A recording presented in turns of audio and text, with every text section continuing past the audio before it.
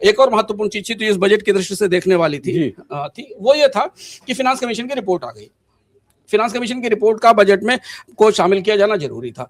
यहां राजनीति का एक बड़ा महत्वपूर्ण हिस्सा है जो हमें आने वाले दिनों में फ्लेयर आउट होता दिखेगा। राज्य सरकारें मांग रही थी कि साहब आपने जीएसटी तो हमारे यहां से ले लिया जी, जिस दिन से जीएसटी में कटौती हुई है उसके बाद सारी स्टेट गवर्नमेंट के रेवेन्यू में गिरावट है।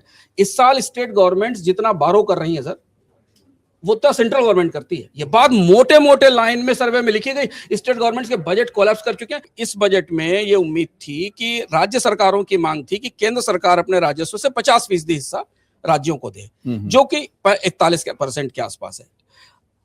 सरकार उसमें कमी करना चाहती थी, सेंट्रल गवर्नमेंट उसको घटा के 40 और 39 पे लाना चाहती थी। वित्त मंत्री ने उसमें कमी नहीं की, बढ़ाया नहीं, 41% पे मेंटेन रखा। ये उन्होंने बजट में घोषणा कर दी है। यानी उन्होंने वित्त आयोग की जो सबसे बड़ी सिफारिश थी, प्रमुख सिफारिश थी, उसको मान लिया। वित्त आयोग ने भी उसे बढ़ाने की बात नहीं कही थी। हाँ बात थी, हाँ 50%, कुछ इसलिए तो 50% मांग रहे थे। उनका कहना था कि यहाँ 50% हिस्सेदारी दी जाए, क्योंकि जब हमारे पास अब जीएसटी तो हमारे यहाँ से निकल गया। फैसला आप ऊपर जीएसटी काउंसिल में कर लेते हो, रेवेन्यू हमारा टूट जाता है। जब से सितंबर से सरकार ने जीएसटी में कट किया है, सारे स्टेट्स के रेवेन्यू 5-5%, 6-6%, 7-7% गिरे। सबकी बोरोइंग्स पिछले क्वार्टर में 1.5 गुनी 2 गुनी हो गई।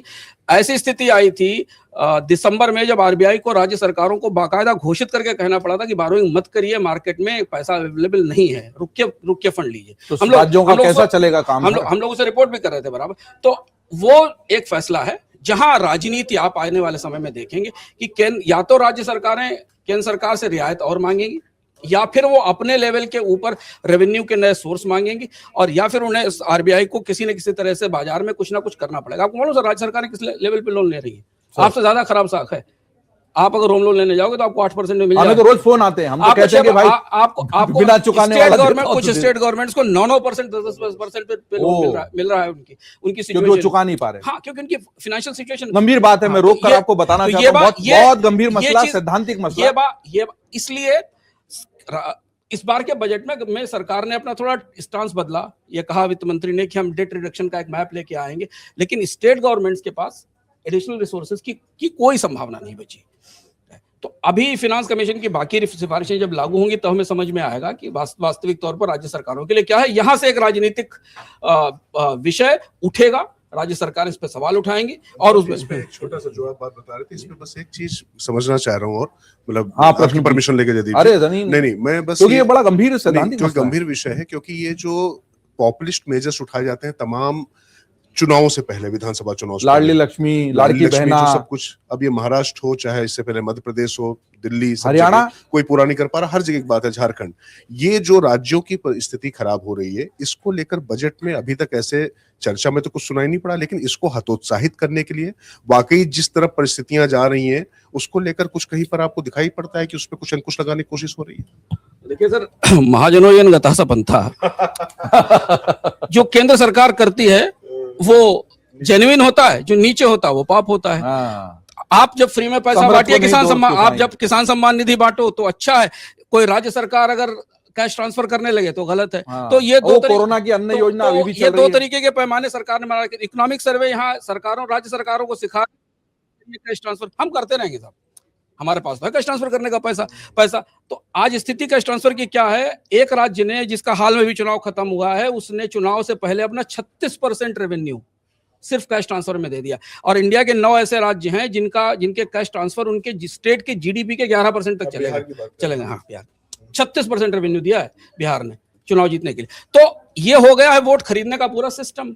ये अब वो जब फाइनली हिट करता है, आपके पास टैक्स तो बढ़ता नहीं, टैक्स तो घट गया। ऐसा कभी भारतीय राजकोषीय, मैं कह रहा हूँ ये दूसरी बहसें हैं सर बजट के बाहर की, ऐसा भारत के राजकोषीय इतिहास में कभी नहीं हुआ कि जिस क्वार्टर में राज्य सरकारों का रेवेन्यू गिरा हो उसी क्वार्टर में उन्होंने फ्री पैसे बांटे हों लोगों के। उसका नतीजा है कि 5,000 करोड़ की बोरोइंग लिए राज्य सरकार खड़ा, बैंक मना कर रहे हैं, बैंक कह रहे हैं पैसा नहीं दे पाएंगे आपको।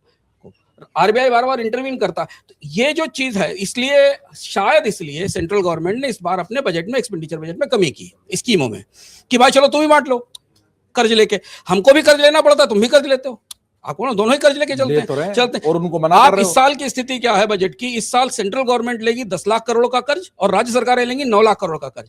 इंडिया की हिस्ट्री में कभी ऐसा नहीं हुआ जब सॉवरिन के बराबर स्टेट कर्ज ले रहा हो।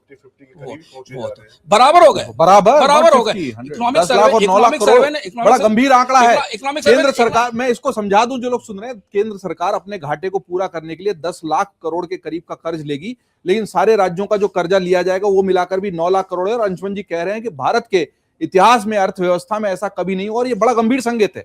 मैं जब श्रीलंका को समझने की कोशिश कर रहा था, और मुझे तब समझ में आया कि श्रीलंका इसलिए डूबा क्योंकि उसने जरूरत से ज्यादा कर्जा लिया, लेकिन जब उसी समय मैंने अपने राज्यों की फहरिस्त देखी, पंजाब, हिमाचल, ये इन राज्यों के जो कर्ज थे वो उस हद तक, महाराष्ट्र, वहां पहुंच चुके थे जहां पर श्रीलंका से बुरी स्थिति थी। वो तो आरबीआई के दखल से उस वक्त स्थिति समझ गई। तो मेरे इसमें बहुत सारा डेटा आप कभी विस्तार से चर्चा करेंगे, इस पर अलग से करेंगे। हमारे पास हर राज्य ने कितना लिया है, क्या बोरोइंग है, क्यों आरबीआई इतना परेशान, हाँ आरबीआई क्यों इतना परेशान है। तो ये वो चीजें बजट में नहीं दिखती, लेकिन हाँ होता क्या, हमेशा बजट में बहुत सारी चीजें नहीं कही जाती।